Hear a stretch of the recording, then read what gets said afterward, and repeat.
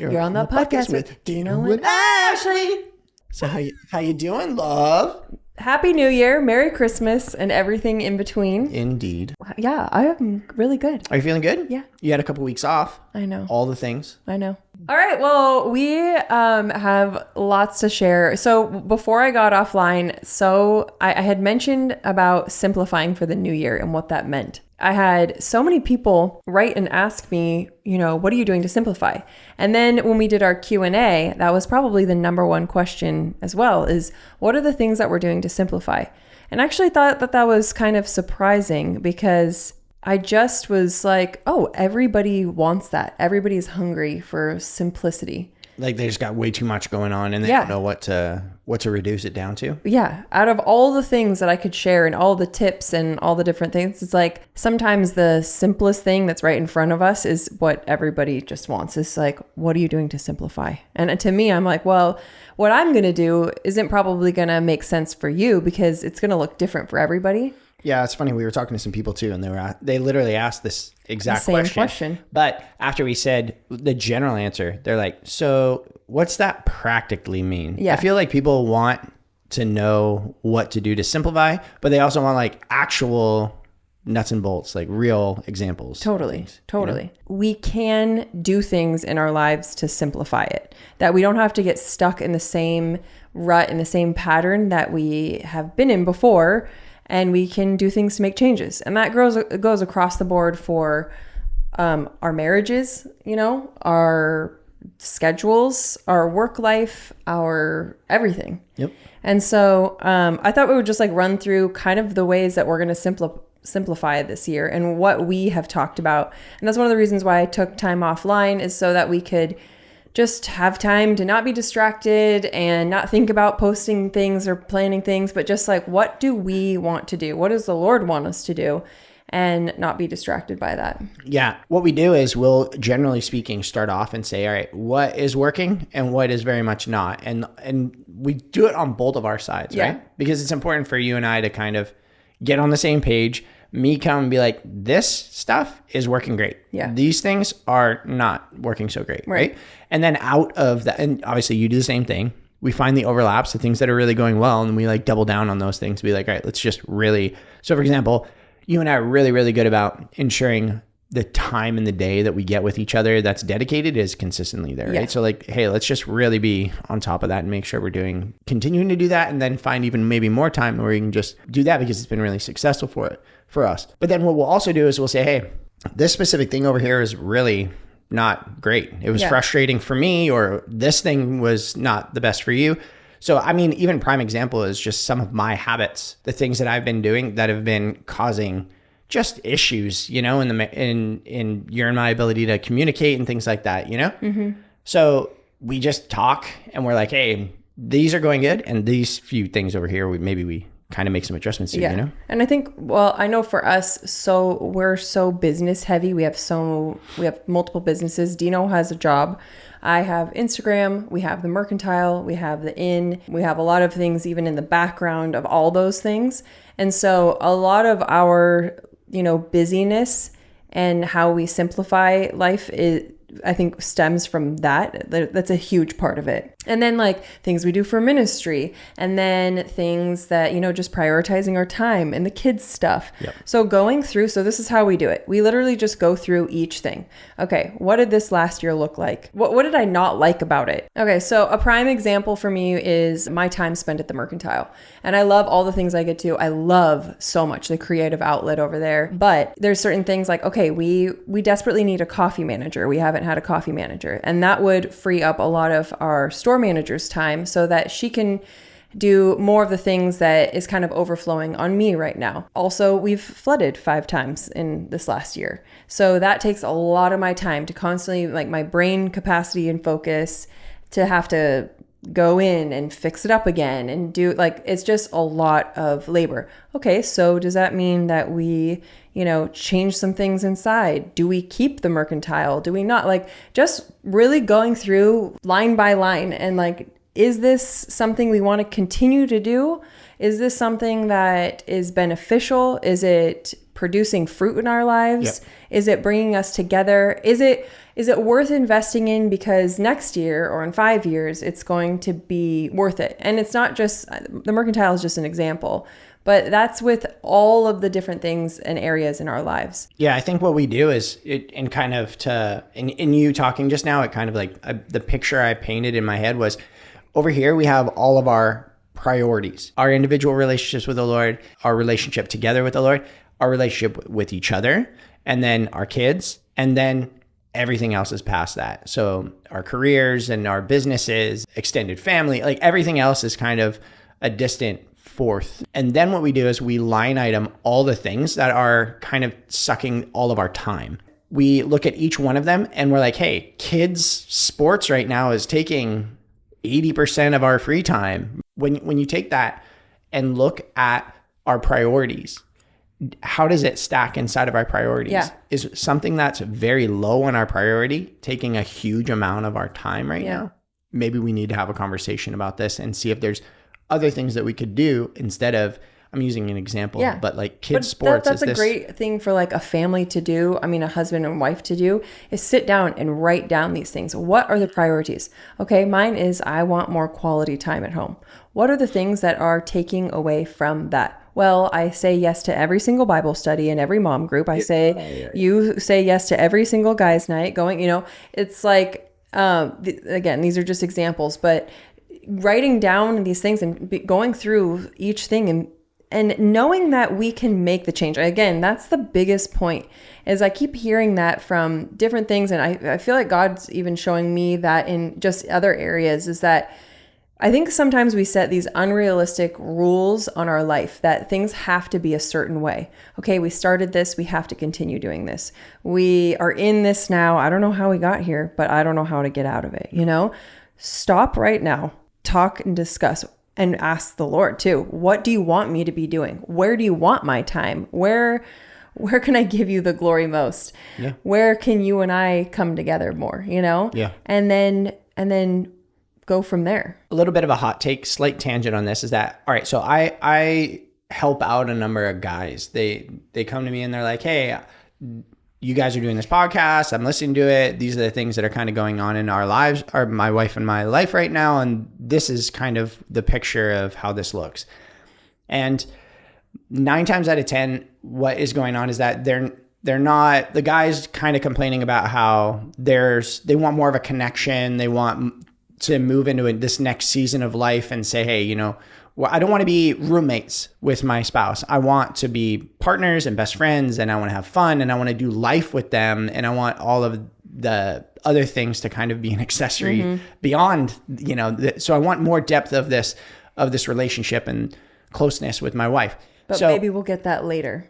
Yeah, I know. Exactly. That's normally what kind of the mentality people are having. If your relationship with the Lord is first and your relationship with your wife is second, are you prioritizing your life around those things? And then your kids are third and your job's fourth. Are you putting all of your work priority first? How often are you dating your spouse? How often are you going out and hanging out? How often are you going away? How often are you saying, kids, we're done at 7:30, 8 o'clock, good night, go to bed. And, we're going to go and just be raw with one another and talk and unpack the day. And I can express to you things that I loved about the day and things that I want differently. You know what I'm saying? Like that aspect, because that's dating. Yeah. Ultimately, right? Like you do those things when you're dating, when you're trying to see, is this person going to be a good spouse for me? But then for some reason you get married, it stops. Or you have kids and those things stop, or a job or move or something happens and you forget that she's still your girlfriend. Prioritize time, 90 minutes a week minimum, and dating. So how could you practically do that? You and I, we dedicate every evening. Lately, we've been trying to spend a little bit more time in the evenings with the kids, just to because everybody's getting older and now they don't go to bed at 7 o'clock. They're hanging out till 9 or 10 o'clock at night. Normally, we're done, both of us with work, and that at 5 or 6 or whatever, say it's family dinner time, family time. Then after that, it's you and me go date. Yeah. We do that every night, every single night. Lock the double door. Don't get me started on double door. Dang it, double door. So I love good. double door. In case you don't know, all right, that's our bedroom door right there. And that is a new door. There was a hallway. There was an opening right there. And now we put a door there. It's so great. 2 doors. And it's glass too. So the kids, we just like lock it and we're like, and they just stand there. Like, well, we'll see you later. Bye. You and can't come through. A lot of people think that that's mean. They're gonna be like, "Oh, that's terrible." I do not care. But I gotta say, like, it's really not. The kids have so much more stability in life, knowing that you and I have each other as the priority. They love it, you know. And so, in any case, I just want to encourage everybody first and foremost to ensure that as you're going into this new year, and it's a good opportunity to reset and try new things.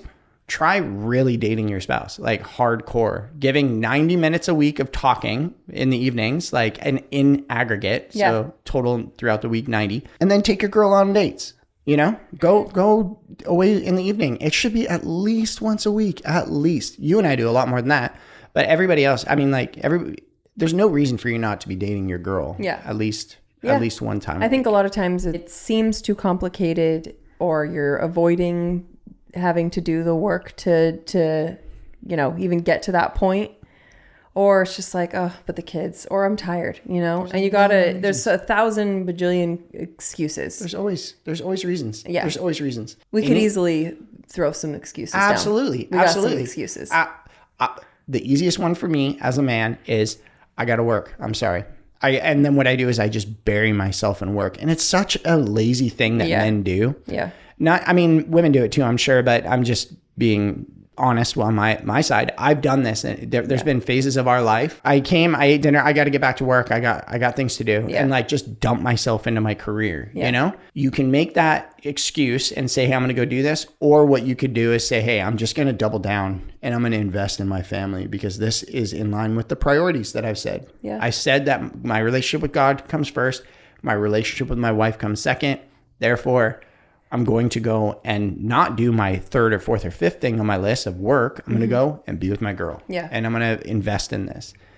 The biggest thing there is that as you invest, you value that relationship more, and it becomes something that you cherish more, right? You value what you invest in. And if you're dumping your time and effort and money and energy into your relationship with your spouse, you start to like protect that thing and covet it and hold it. It's more special, you know? It's my precious. You're so weird. You had to make it weird, you know? I know. Well, this is the thing too, is like coming together, doing the things that you're saying, coming together. This is a way to get you aligned with your spouse more, so then you can go in and make these decisions more easily on simplifying and the things that you want to go and the path you want to go down and the changes you want to make this year. So we like talked about, you know, a lot of stuff that we're doing business wise, and there's so many other things that we've gone through, and like even with the inn and the Merc, combining management now over there, which has made things just like more streamlined, and not being afraid to make those decisions and to take the leap. And those are things like come together with your spouse. We've moved across the country together. We've sold everything. We've moved into a trailer. We've done a lot of things, and it has been leaps of faith, steps of faith for us, obedience for us, and just us wanting to live life to the fullest together. You have the opportunity to do that, and you can do it right now. It doesn't have to be next year or maybe after this. There is never a good time. It's now. And like we were just discussing this with somebody else about parenting too, and how their kids are younger and our kids are older. And I'm like, we are in the same thick of it. It just looks different. But we have... Well, they were falling into this trap of, it's just... The reason why we're in this phase right now is because our little kids just take so much of our time right now. And I get it. We got a little one too. Yes, but like it doesn't matter. There is grace for those seasons. Like I remember that time, it was a blurry time. And when you're, you know, a few years into marriage, you are still learning each other. So there is so much grace there and so much growth to be had. it doesn't get like necessarily get easier. We're still doing the same amount of work because we want to, in 5 years from now, we want to be flourishing. We want to keep growing. We want to keep moving forward. So there's still work to be had along the whole way. No need to push it off till tomorrow or the next year or, whatever. We're talking about the new year and an opportunity right now to reset priorities. This is not a once a year thing. Yeah. This should be on the regular. Anytime that something feels even a little bit out of whack, you get together with your spouse and like, hey, what's going on? Let's simplify something, because this is not functioning. Right. Like you and I are not on the same page. Ours just happens to line up with the new year because of the hurricanes and all of the work we just did. And then it being a time of rest right now that we've had time to be able to, because of Christmas and stuff, we've had time to be able to like think and pray and discuss these things. But yes, this would be at any moment of any time we would jump into this when we see that there's something out of alignment. But having said that, what do you practically have in your mind that you feel like is going to be important for you to simplify or change or adjust in this next season? So I mentioned before with business stuff, going through those things and finding the things in our business life that is throwing me off and throwing us off and not creating the life that we want. Fox is now 4 years old. And what does it look like? Like, what do I want my days to look like? That was a question that I kept asking myself. Okay, I want to be able to go to the Mercantile and have coffee and, have like fellowship with the community of people that we have. I love that so much. Do a little creative bits, I have the baby with me and be able to have the flexibility to have the baby, to go do things with you, to go do things with the baby and not have to be doing something all the time there. And so, okay, well, if these are the things that I want and this is what I want my day to look like, how do I make that happen? What are the things that I need to do to make that happen? And so that's the things that then we discuss that, okay, well, we need a coffee manager and we need to do this. Maybe we don't sell this product anymore because it's pulling so much of our time and, so much energy. Just going through really like I said before, just line by line on each category in your life and breaking it down. How can you just live more simply inside of your home? Cleaning out your house, living in less clutter. Like that is a huge thing. And I used to share on that so much. When we lived in the trailer, we had 180 square feet, 5 of us living in there. We each had one thing for like one spoon, one fork, one towel. And we were fine. Yeah, and the kids got a shoebox. Yeah. And you and I had a closet that was this wide. Yeah. By, If we brought something in, we brought something out. We just had to because there was no space. Yeah. So it was a stripping away of all the things that we knew, and we had to relearn how to live life. And we loved it. And what it did is it took so much stress off. There's less stuff to clean. There's less stuff to organize. There's less chaos. When the kids played with their toys, they played with them and then they put them back. It was because there was only a shoebox full. Obviously, we live in a bigger house now and we've lived in different houses since then. But for the most part, we've kept the same mentality. I try to be really intentional about the way that I decorate, even with not a lot of like cabinetry and cupboards to fill. A lot of our drawers are empty. We just don't even have things in the cupboards that we do have. The kids have 2 walk-in closets in their bedrooms and they're empty. What are we using and what do we need and what's causing us, like when you open up that cupboard, it's making you feel stressed and anxious. So a simple way to start, because that can feel overwhelming a lot of times, is just starting with one room and one drawer. Just give yourself set a timer for 20 minutes or however long you think it'll take. Do that, cross it off the list if you need to do that, and move on to the next. And you just give yourself the time to go through it that way, and it shouldn't be a stressful thing. It should just be a fun thing. And then it'll makes you feel lighter, makes you feel freer. So I'm curious of something else. Is now that, I mean, you're the predominant one that runs this whole campaign of simplifying things. I am in general fairly simple. And your office is in your closet. Exactly. I have this such space, in this process of you simplifying things. Is there any sacrifice for you? Is there sacrifice when you're like trying to go through, and because obviously this is all a give and a take. Is there any aspects that you feel like are sacrificial, like that you have to let? Yeah. It's just like, hey, I want to simplify things, but that's really hard for me to go do. If I do that, I'm going to have to lose out on this, and this, or I don't know. I think probably the hardest spot, if I were to be really honest, would be in my closet. That's probably where I have the most things. You have clothing anxiety? No, not anxiety, but it's probably the one thing I'd say for the majority of the house, it could break. I could get rid of it and it'd be fine. And the same thing with my clothes. If something got stained or whatever, got ripped, I'd be like, all right, whatever. I would never like lose sleep over it. Yeah. But like going through, and I do clean out my closet a lot, but going through there is something with, I think, clothes that there's like a part of, well, maybe I'll want that in 6 months, you know? And I know other women feel that way. Well, fashion's so cyclical. It is. And because I have girls too, I think, oh, like if I got rid of that, like what if they want that in 5 years? Yeah. But when I really think about it, I'm like, Ashley, you don't care about that at all. Get rid of it. If you're not wearing it, get rid of it, you know? So that'd probably be the see-through barrier that I have to just like poke a hole through and be like, all right, Is there ever a time when you're getting rid of that type of stuff and then after the fact, you're never. like, oh, frick. No, never. Never, you know? So it's very satisfying that way. Like once I do it, it's totally fine. And I actually don't need it.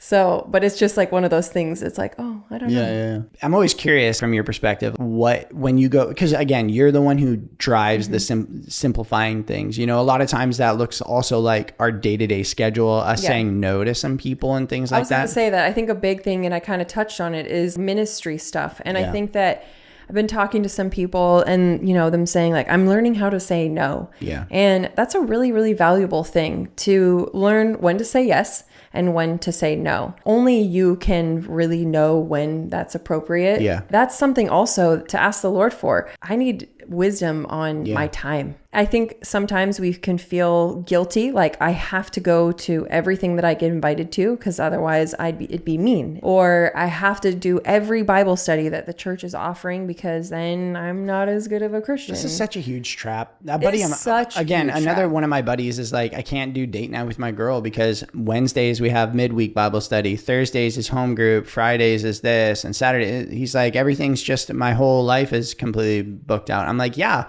great. You're doing all this stuff with your church community. But last I checked, that's like 6th on the list in terms of importance and priority. You're prioritizing something that's number 6 over something number 2. You need to go and be with your girl instead of say no to a couple of these things. Simplify it. The church community is not going to fall apart, or your fellowship of your friends are not going to fall apart because you're saying no to something once a week so that you can go be with your girl and prioritize. Yeah, and there's seasons for things like that. There's going to be seasons where you just know that the Lord is like, I want you in this and I want you involved with all of this.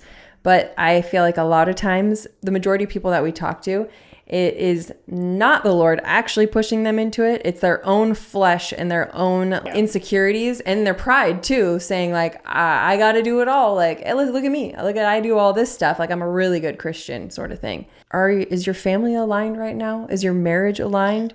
Is your relationship with the Lord even aligned? And that's something that we all have to be checking on. So we can so easily lie to ourselves and say, oh, I have to go do this thing. I have to. But in the reality, and it's because this is super important and I feel God's telling me to go do this. But at the same time, you're neglecting your relationship with your spouse. So you lie to yourself so that you don't have to do the hard work with your spouse and sacrifice aspects of who you are to go and like, hey, if I go on a date with her, we're going to have a talk about all these things. And I really don't want to do that. These are the little subconscious things that go on that you lie to yourself and say, no, I have to do these. But it's ultimately avoiding the harder work that you really need to be doing, the stuff that's more important, that you're going to get way more fruit out of. Yeah. You're going to get more benefit out of investing in your spouse, investing in your wife, than going and doing all these other tertiary or way down the list type things, you know? Yeah. All right. So with all this stuff,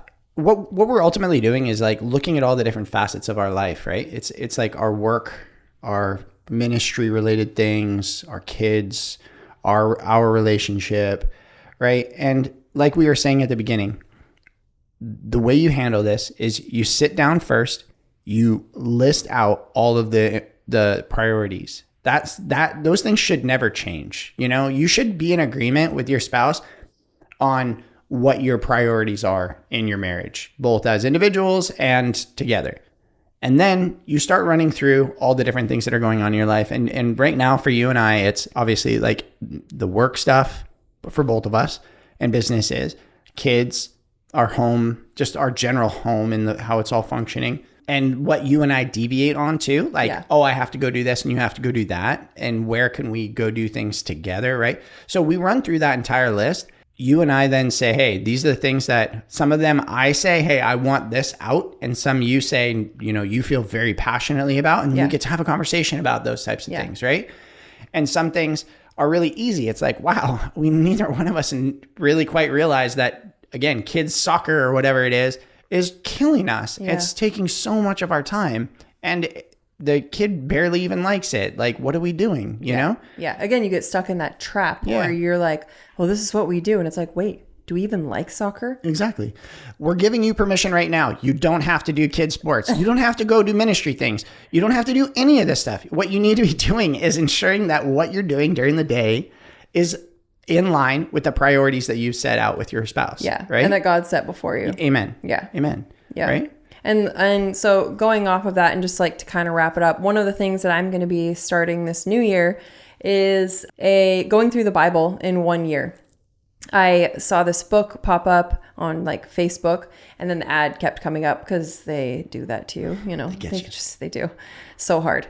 But it's by Alabaster Company, and it's a beautiful year in the Bible. And why I really liked it is because I have a hard time sometimes reading the Bible and then retaining the information, or just even understanding it. Like a lot of times I'll go and I'll read the commentary afterwards just so I can, there's obviously certain chapters that are easier than others, but it kind of breaks it down into categories. And it's a book too that is not like a big Bible study where you're, you know, doing 10 questions every day. Like it's manageable. So that's one of the things that I'm going to be prioritizing in my time is that I want to be able to have that quiet time every single morning. That means that I am going to figure out what my morning's going to look like. I don't go into the Merc as early. I rearrange when I'm going to the gym, or, you know, or figure it out. Like I'm going to work out, then I'm going to do this. I'm going to do it before, whatever it's going to look like. The kids are not coming into my room. It's just like 20 minutes so I can have this time,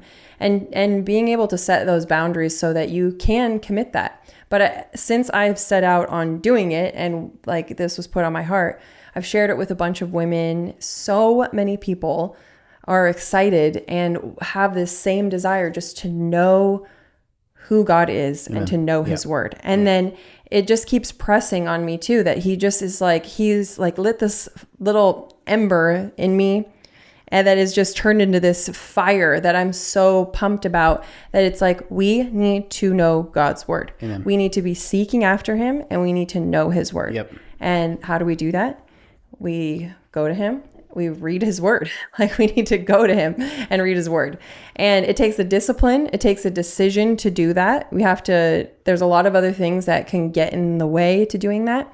And then just, getting on our knees and begging him to fill us with his Holy Spirit so that we can be filled and understand what we're reading. Yep. And so we're going to be meeting every single week at the Merc on Fridays at 9. So if you're local and you want to come, it's not led necessarily by anybody. It's just a bunch of women going through the Bible together in a year and being at the same spot together. This Friday meetup gives us an opportunity to be able to discuss if we want to, discuss, pray. Sometimes you just want to consume what other people are saying, but I'm just so excited about that he's like put this on my heart, and just to get going with this. It just is, you know what it is? It's really encouraging to know that all these women that I know that I'm doing life with, we're all seeking after the Lord in the same way, with the same desire. Yeah, they're hungry. Everybody's hungry for it. And so what it does too is it makes you feel like, it gives you accountability, and then it also gives you excitement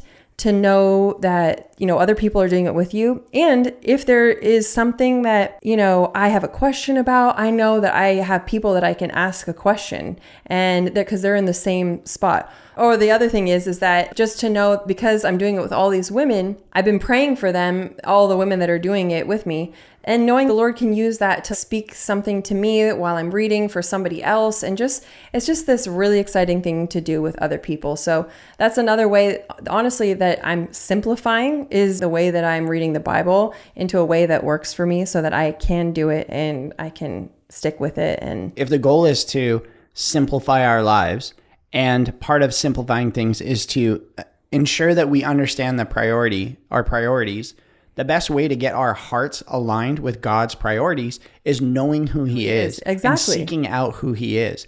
It starts here, because anybody can go and pick up a Marie, whatever her name is, Kondo. Yeah. Like Living Simply book, and how to clean out your house. Like those are all practical, great, fine things. But truly, to live simply is, to me, to live peacefully too. And the only way to live at peace is to be seeking after God and to know who He is, since He is peace. And so if I want to have that in my life, if I want to have joy, if I want to have the fruits of the Spirit in my life, love, He is all those things. I need to know who He is. And then that goes and overflows into every decision that we make. So, okay, we want to move to another state. All right, well, we can make decisions like this better now because we're both seeking after the Lord. We're both reading our Bibles. We're both, we know who He is. Yeah. So I think a good chunk of that, life becomes very simple when you look to God and you say, what should my life look like? What should my day-to-day look like? I don't think that God gives us a complicated, chaotic life. I think that there's so many, even like Christian books, the ruthless elimination of hurry, right? Like this book that you read a while ago, which aspects I like and some that I don't. But in any case, the goal of this book is to say, hey, seek out the attributes of God and then apply them to your life. And the gist of your life should be very, very simple. Yes. Like we shouldn't have a complicated, chaotic life. Our lives shouldn't be complicated and chaotic. There's a lot of distractions. Yeah. And again, it takes a discipline, getting off of social media for me, and that's another category that is on my list too, like social media and having the balance there and what that looks like my day to day and what's the goal there? What do I really want to happen there? So writing those things down or talking about it with Dino, because that takes a lot of my mind too. And that can be very, very powerful. And that overflows into our sex life, into every single thing in our lives is what's stealing my mind. Absolutely. So I have to make sure that I'm simplifying my mind and really seeking after the Lord for what He wants me to have my mind on. Yeah. And if it doesn't fit into that, then I'm not going to do it. Yeah. I quit social media a long time ago. Like, it'll be probably 3 years. This year will be like 3 years ago. I just was like, I'm done.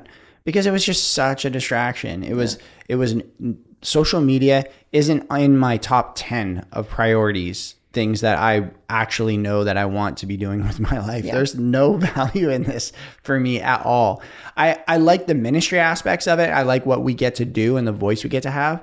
But ultimately, in terms of consumption, there's no benefits. Same. It's on zero. So in any case, all right. Well, cool. Okay. Just to wrap it up, did anybody notice Dino's hair? What's happening? Here's what's happening. I'm going bald. Okay. It is a matter of time. This is not getting better. Okay. It's not like more hair is all of a sudden going to start coming in. Well, we're going to grow more hair here. Go no hair here. Yeah. And for the people listening and not watching the video, the beard is happening. The beard is happening. The hair is not happening. And, no. Yeah. So also, I just realized that we're wearing swimsuits and I'm wearing like a crop top right now, and it's freezing out everywhere else in the world. So if you want a vacation, come to Florida. I think we have a bunch of openings at the end. This episode of brought to you by Joyen. www.joyen.com. Okay. Well, you guys are awesome. We're so excited to be back. We have so much exciting stuff and so many awesome topics. We're going to be doing more Q&As. There's so many good questions you guys had asked, which I loved that because honestly, the questions that were being asked too, I was like, I I never would have thought of that, you know? Some of them I'm like, oh, I thought about that 18, 17 years ago, right? Yes. Because like people are asking us questions about like way, but and it's not like in the forefront of our mind. So I neglect to bring those types of topics up and talk about them. Yeah. You know? And one thing we were already talking about too is just in general with the podcast now, we want to try to take the things that we're saying and give more practical advice. You know, we say a lot of big things on here and say a lot of just like general terms. Well, we're going to be intentional. Well, what does intentional look like? Exactly. Really? And I want depth of intimacy. It's like, well, what the heck does actually mean? Right? Like, yes. So we are excited about the new year and hopefully you guys are too. And it's so fun to be back. We'll see you guys next week. All right. Take it easy. Take it easy. Take it easy.